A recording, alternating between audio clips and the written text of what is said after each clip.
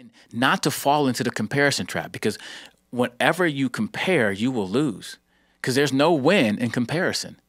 There is no win in comparison. The moment you start comparing your life to someone else's life, you lose every time. As a matter of fact, Jesus said the same thing to Peter. Peter was told that. The Bible talks about when Jesus had resurrected from the dead, Peter went out fishing. In John chapter 21, Peter went out fishing and went with them. And then Jesus was on the shore and he told them, hey, y'all caught any fish yet? He's like, no, we ain't catch any fish. Well, put it on the other side, catch some fish. And he cast it on the other side of the boat, and you will find some, Jesus told them. And I don't know if they knew this was Jesus at the time. As a matter of fact, I'm reading right now. Disciples whom Jesus loved, therefore said to Peter, it is the Lord. So they called out it was the Lord, right? So Peter jumped he stripped and started swimming. They caught all this fish. And then in verse 10, Jesus said to them, bring some fish that you just caught. So Simon Peter went aboard, and the net was full of large fish, 153. That's interesting. They counted the fish. Jesus said, come and have breakfast. So Jesus had breakfast with them.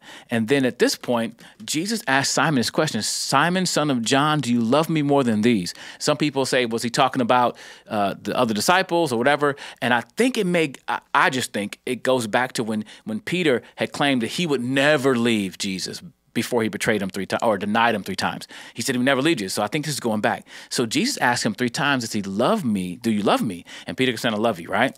There's deep stuff in there. We'll go, maybe I'll talk about that later. But here's the point I want to talk about.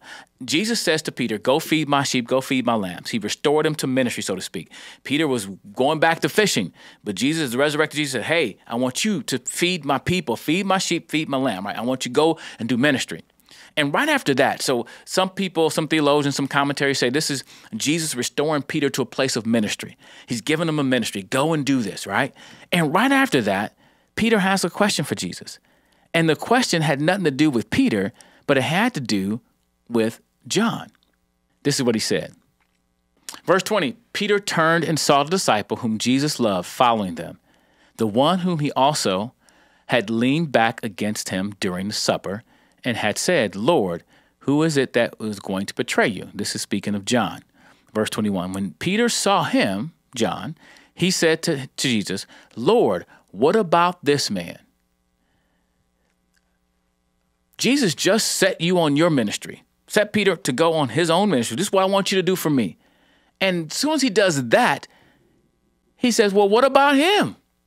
And that's what I like about Peter. He was impulsive at times. He just said what he thought.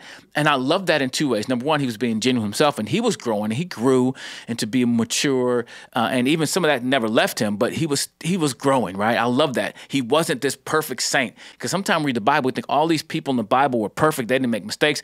They made a lot of mistakes. And Jesus did not reject them for that. Jesus worked with them. He grew them. Even when Jesus was washing the disciples' feet, and Peter said, no, you can't wash my feet. And then Jesus said, well, if I don't do this, you have no part of me. And Peter's like, okay, hold my whole body then, wash all of me. So Peter just said stuff. So I can relate with Peter. He seemed impulsive. The other reason I like that is this, that God can use those people. Peter was not perfect, and God still called him to a place of ministry. And God calls us to a place of ministry that we're not qualified for, that we're not necessarily ready for. God equips us and makes us ready.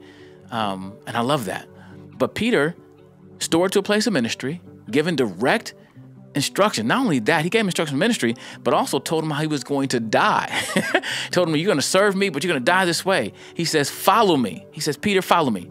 And Peter's response was, what about that dude over there? He's comparing, what about John?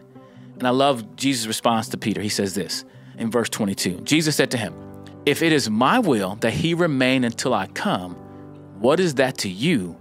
You follow me. I love that. What about him? That ain't none of your business, bro. I don't think he said it that way. That's none of your business. That's not for you to be concerned about what he's doing, or I would say what Jesus is going to do through John. He said, if it's my will that he stay until I return, what is that to you? That has nothing to do with you. You focus on following me. So how can you focus on God's plan for your life, even if you don't know the whole plan? Focus on him, number one. Number two, don't fall into the trap of the comparison trap. Don't fall into the comparison trap, because it is a trap that you cannot win.